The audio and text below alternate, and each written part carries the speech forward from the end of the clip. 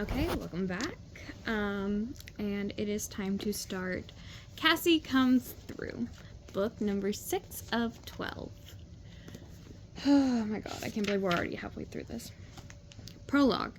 Cassie, you there, Vega? Vega, I'm here, Cassie, in the maze with Scarlet, waiting for you. Cassie, question mark. Vega, didn't you get my holotext? Cassie, that's so weird, I didn't get it. You know I hate that maze anyway. Can we just talk now? Vega. Sure, I'll add Scarlet. Scarlet. Hey, Cassie. Cassie. Hey, Scarlet. Star kudos on your wish mission. Scarlet. Star salutations. It wasn't easy, that's for sure. Vega. So I just told Scarlet we found out that the flowers were delivered to the Star Darlings from the Isle of Mizera. Scarlet. Crazy. No wonder everyone was fighting so much. But I thought that place was off limits. Who do you think sent them and why? Cassie, that's a very good question, and as a matter of fact, that's not the only strange thing going on at Starling Academy. Scarlet, you mean the way I was kicked out of the group and replaced by Ophelia, and then had to go down to Wish World to save her stars? Cassie, yes, plus I finished Vega's crossword puzzle. Vega, glow fur emoji. Star salutations, I'm impressed, so what did you think? Cassie, it was pretty star-mazing. Cassie, I had to make some changes and move some answers around to get it to line up so perfectly. I'm glad you enjoyed it. I think that's supposed to be Vega, but it has a Cassie emoji. Cassie, yeah, it was a star-tastic layout. Cassie, but I was actually talking about the content. Vega, confused glow fur emoji. Cassie, I mean, when I saw all those clues together, it was eye-opening. Shocked glow fur emoji. Vega, confused glow fur emoji. Scarlet, spit it out, Cassie. Cassie, think about it. Look at 3 across, 7 across, and sorry about your mission too, Vega. Everyone had a problem identifying either her wisher or the wish, and 10 across. Leona's private band tryout invite got hollow-blasted for the entire school, and our top secret name was revealed. Or how about 8 down? Leona's wish pendant got ruined, and she didn't collect any wish energy. Scarlet, plus me, Ophelia, the flowers. Vega, I love that my puzzle got you thinking, Cassie. Wow, I was really looking at them as puzzle clues, but when you actually read them one after another, it's pretty crazy. Cassie, Starzactly. Scarlet. There has to be a lot of weird stuff going on, and that's for sure. And what about mine and Ophelia's deliberately switched grades? Vega, was that ever proven? Scarlet, well, not yet, but Vega, listen, we need to stay calm. Do you think it could just be a coincidence? Scarlet, no way. Cassie, well, we've been brought together to keep something so controversial it has to be kept secret from everyone else at Starling Academy to collect wish energy on Wish World before we graduate. I'm afraid that maybe we're being sanitized. Scarlet, question mark. Vega, okay, now I'm really confused. Cassie, darn it, Star correct, I meant sabotaged. Vega, that's terrible, but by who? Cassie, okay, I don't know how to say this. I know you think I can be paranoid. Well, maybe just yesterday you were convinced that someone stole your star glasses and they were sitting on top of your head.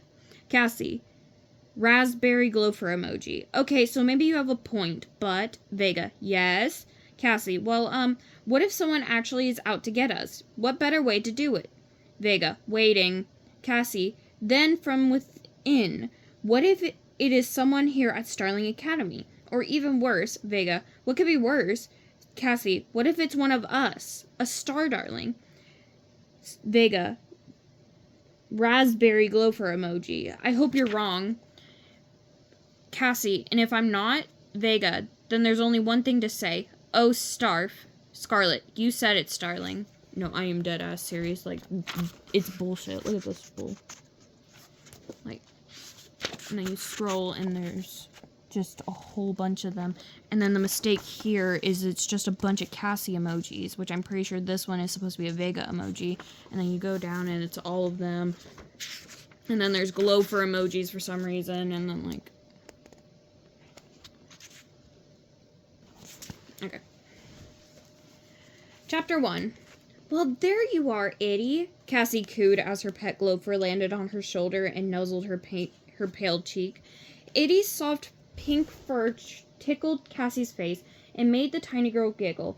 Cassie smiled at the little creature in the mirror as she finished twisting her long, glimmering pinkish-white hair into a second pigtail bun, fastened in place with a star pin, and reached up to give the creature a quick tickle.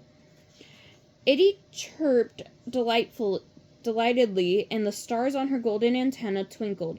The gopher rewarded Cassie with the song of contentment.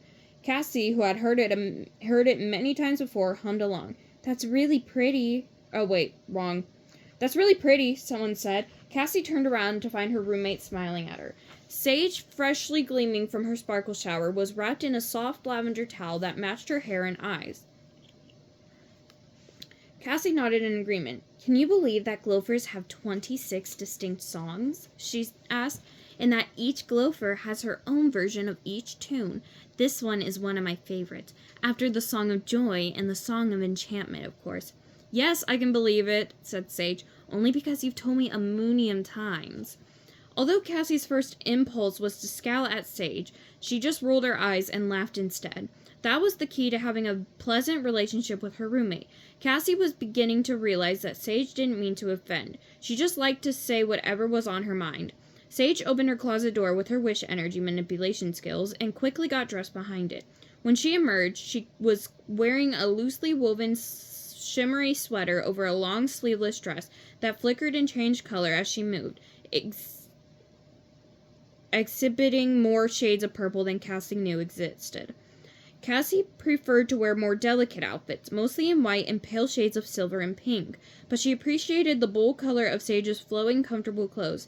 Sage shook her head in mock seriousness. "Actually, what I really can't believe is you still haven't gotten caught," she said with a laugh. "That's because Itty and I are very careful," said Cassie, smoothing her silvery tunic with the ruffled hem. Itty took off from Cassie's shoulder and circled the room, still singing her song. Cassie smiled at Sage, "and because I have a very distinct roommate." Sage nodded from the floor, where she crouched, buckling her sparkly sandals. "I am discreet, aren't I?" "You are," said Cassie. She poured Itty's daily allotment of green globules into a crystal bowl, and Itty zoomed over, her bright blue gossamer wings fluttering madly as they struggled to hold up the weight of her plump little body. She knocked over a pile of hollow books in her rush to enjoy her breakfast. Cassie had read the Sterling Academy student manual from cover to cover and knew quite well that pets were expressly forbidden to live in the student dormitories. She told herself that she had taken Itty to school with her because the creature would have been lonely back at her Uncle Andreas's mansion. He was always on book tours more often than he was home. But the truth was that Cassie simply couldn't part with her pet, who had once belonged to Cassie's late mother. When Itty sang her evening song, Cassie was reminded that her mother had fallen asleep to the very same tune many star years ago. It wasn't much in the grand scheme of things, but it brought her great comfort. So Cassie had packed up Itty and her various gopher paraphernalia and successfully smuggled her past the Bot guards on the first day of school. But keeping Itty a secret from her roommate had not been easy. There had been that unpleasant moment when, to avoid suspicion, she had to eat a green globule after Sage's nosy little brothers had found a bag of them under her bed. Her face wrinkled up at the distasteful memory.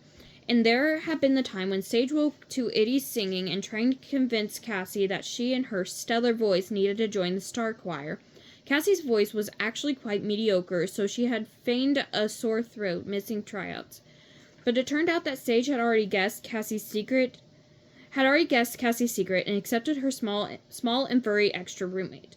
Cassie had another stressful period during the time when she and Sage hadn't been getting along, and she had grown nervous that her roommate might turn her in. But Sage had proved to be a loyal roommate, even when the two were bickering. "It was those flowers," thought Cassie, staring at the spot where the vase had sat, its coral blooms fragrant, enticing and perpetually fresh and dewy. But Cassie had a feeling that something was not quite right with them, and her hunches were often correct. There was suddenly a lot of tension in the room, and Cassie had realized that she was not getting along with her roommate. In a moment of impulse, she had grabbed the flowers and tossed them into a vanishing garbage can, and things had returned to normal between them. And she had convinced Vega that they should bring her flowers to the botany lab. They had discovered that the flowers come from the Isle of Mizera, a place off limits to starlings, but who had sent them and why, that was still a mystery. Cassie made it her mission to destroy the rest of the flowers, but it wasn't easy. She had tried to explain to the rest of the star darlings that the flowers were having a bad effect on them, but everyone had just laughed. She had a theory that the longer someone kept the flowers, the more attached to them the person became, so she had to get creative. On her fingers, she ticked off the roommate pairs who no longer had flowers in their rooms. Vega and Piper's flowers were still sealed in the botany lab, awaiting more testing. She had tossed Gemma and Libby's when they were in the middle of a heated argument over who had forgotten to turn off the sparkle shower. She had only been able to convince Tessa to get rid of the flowers once she told her that their strong odor interfered with delicious smells of her baking.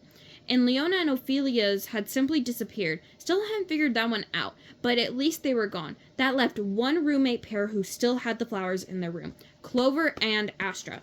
Cassie had needed to get right on that as soon as possible. Sage finished buckling her sandals and walked to the door, her lavender braids gleaming. "Ready to go to the Celestial Cafe?" she asked Cassie. "Ready," said Cassie. Itty zoomed in for a kiss on her furry head and began her goodbye song. Cassie hurried to the door. "Oh, let me," she begged. So Sage stepped aside. Cassie concentrated on opening the door with her wish energy manipulation skills, and the door began to tremble, almost imperceptibly, as if it was trying to decide whether it wanted to be opened or stay closed. A starman or two later, after Cassie's pale face flushed silver from the effort, the door slid open fluidly. Cassie grinned and turned to Sage. "You're like my good luck charm, Sage," she said. "I wish I was as good as energy manipulation class as I am in our room." She shrugged. "I guess I get stage fright or something." Sage nodded, and for a star sec, Cassie thought she caught a small flicker of a smile in her roommate's face. But it disappeared as they stepped onto the hallway and onto the cosmic transporter. Cassie's stomach grumbled. "I wonder what to order for Breck." She stared. "Stop right there!" a voice barked. Cassie sighed. They were moving along the cosmic transporter and couldn't stop even if they wanted to, for Star's sake. But Sage laughed merrily. Hurry up, Moj! She cried. The Bot guide zoomed after them eagerly. His official name was Moj4, but Sage thought that was a little too formal and had settled on the nickname, which he had embraced wholeheartedly. Moj had taken an instinct starshine to Sage after her orientation tour and had been delighted by anything Sage did or said ever since. Most Botbots acted by the holobook with a present vocabulary and a limited range of program reactions. But Moj was special. He had a personality that was silly and fun, and he often greeted Sage with special jokes and an occasional gift left on her doorstep. Cassie couldn't help feeling a little envious as Moj excitedly told Sage about the morning sunrise and showed her a holovid he had taken of it just for her. Sometimes Cassie wished that she and Itty could talk, like Sage and Moj did, though she wasn't quite sure what Itty would say. Most likely, "More green globules, please," or maybe "Rub my glow belly for another star hour, if you don't mind." The only present Itty had ever given her, besides the gift of music, was a half-eaten green globule left in the toe of her silver slipper, and by the time Cassie had found it, it was as hard as a meteorite. Cassie had tossed it into the vanishing garbage can. She knew exactly what green globules tasted like, even at the peak of freshness. Horrible. Still, she wouldn't trade Itty for all the wish energy in Starland. She half listened to Sage and Mojo chat away. She smiled, remembering that Sage had initially confided to her that she found Moj4's slavish devotion a bit annoying, but then the silvery Botbot had started to grow on her. Sage told Cassie she was used to small, annoying creatures, referring to her younger twin brothers, who could be quite a handful. As an only child, and an orphaned one at that, Cassie had nodded in apparent sympathy, but Cassie would actually have liked nothing more than an annoying sibling, or even 2 or even 3. To liven things up around her uncle's quiet home, that was why she liked Starling Academy so much, she realized. It was lively and there was always something going on to keep her entertained. Like the time when Astra had bet everyone she could do a triple flip off the star bounce while eating a half-moon pie. It looked like she was going to win the wager when Leona had jumped up, and just then she realized that Sage was trying to get her attention. "Cassie," she was saying, snapping her fingers in Cassie's face. Cassie blinked. "We haven't even discussed the new Scarlet situation," she said. "I mean, that was so unexpected. So what do you think about her reinstate?" Cassie held up her hand. She turned to Moj 4. "I'm going to remind you that everything you hear is strictly confidential," she told the bot. Even though he was extremely devoted to Sage, the Star Darlings couldn't risk anyone or any bots leaking information about their secret mission. Moj 4's eyes flashed as he was annoyed, or perhaps disappointed by the request, but he politely nodded. "Certainly, Cassie," he said smoothly. Sage nodded solemnly. "So what do you think about Scarlet's reinstatement?" she asked. "It was so strange."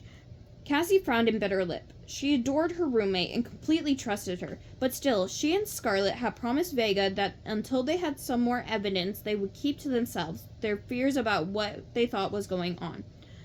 No need to throw everyone else into a tizzy if there was a reasonable explanation for everything. Vega had argued. Cassie and Scarlet had reluctantly agreed. "Well, it was definitely a sir," she finally started. "I think it's simply wonderful," Moj 4 exclaimed. "Now the group can get back together and you can win the Battle of Bands on Starshine Day. Beat that Vivica just like she deserves." "All right, see you later, Moj," she said. They had reached the Celestial Cafe. The light was shining above the door. Breakfast was ready to be served, and another day was about to unfold. Sage smiled at Cassie. "And our star day begins," she said. "Hope it's a good one." Cassie had tapped her elbows together 3 times for luck. She herself was hoping for a day filled with more clues.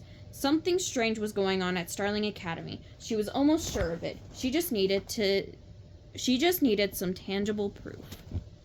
I decided to start using my library card as a bookmark. Ooh, looks like there's already a fight going on in the next chapter. But chapter 2 will be in the next video. Okay, I'll see you guys later.